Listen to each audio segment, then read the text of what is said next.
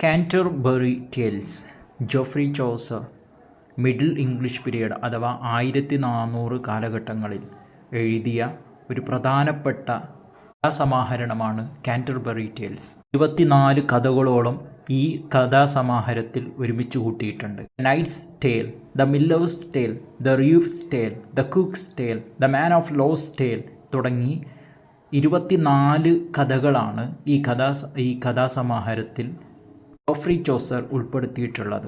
ഈ കഥ middle English എന്ന് പറയുന്ന ഒരു കാലഘട്ടത്തെ പരിചയപ്പെടുത്തുന്നുണ്ട്. ഓൾഡ് ഇംഗ്ലീഷിൻ്റെയും അതേപോലെ തന്നെ മോഡേൺ ഇംഗ്ലീഷിൻ്റെയും ഇടയിലുള്ള ഒരു കാലഘട്ടമാണ് മിഡിൽ ഇംഗ്ലീഷ്.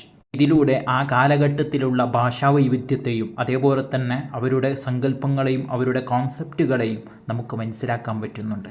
ഈ 24 കഥകളെ ജോഫ്രി ചോസർ അവതരിപ്പിക്കുന്നത് ഏതാനും ചില തീർത്ഥാടകർ പിൽഗ്രിംസ് അവർ ലണ്ടനിൽ നിന്നും കാൻറ്റർബറിയിലേക്ക് സെയിൻറ്റ് തോമസ് ബക്കറ്റ് എന്ന് പറയുന്നയാളുടെ ശ്മശാനത്തെ സന്ദർശിക്കാൻ വേണ്ടി പോവുകയാണ്. വ്യത്യസ്ത മേഖലകളിലുള്ള തീർത്ഥാടകരാണ് അവർ. ഈ തീർത്ഥാടകർ ഒന്നിച്ചു പോകുന്ന വഴിയിൽ പരസ്പരം പങ്കുവെക്കുന്ന കഥകളാണ്. പരസ്പരം അവർ സമയപോക്കിന് വേണ്ടി അവർ പോകുന്ന വഴിയിൽ പറയുന്ന കഥകളുടെ സമാഹാരമാണ് ഈ കാൻറ്റർബറി ടെയിൽസ്. എന്നാൽ ഈ കഥകൾ വായിക്കുമ്പോൾ നമുക്ക് മനസ്സിലാക്കാൻ പറ്റുന്നത് ജോഫ്രി ചോസറിന് ഇത് പൂർത്തിയാക്കാൻ കഴിഞ്ഞിട്ടില്ല. അദ്ദേഹം ശ്രമിച്ചത് ഓരോ ആളുകളും ഓരോ തീർത്ഥാടകരും കൂട്ടത്തിലുണ്ടായിരുന്ന ഓരോ തീർത്ഥാടകരും 4 കഥകൾ പറയുന്നു എന്നതായിരുന്നു. പക്ഷെ മൊത്തം കഥകൾ നോക്കുമ്പോൾ എല്ലാ തീർത്ഥാടകരുടെ കഥകൾ പോലും അതിൽ നമുക്ക് കാണാൻ കഴിയുന്നില്ല. അതിൽ കേവലം 24 ആളുകളുടെ കഥകൾ മാത്രമേ ഉള്ളൂ. അവർ യാത്ര തിരിക്കുന്നു, എന്നിട്ട് യാത്ര മടങ്ങി വരുന്ന സംഭവങ്ങൾ പോലും നമുക്ക് ആ കഥയിൽ കാണാൻ കഴിയുന്നില്ല.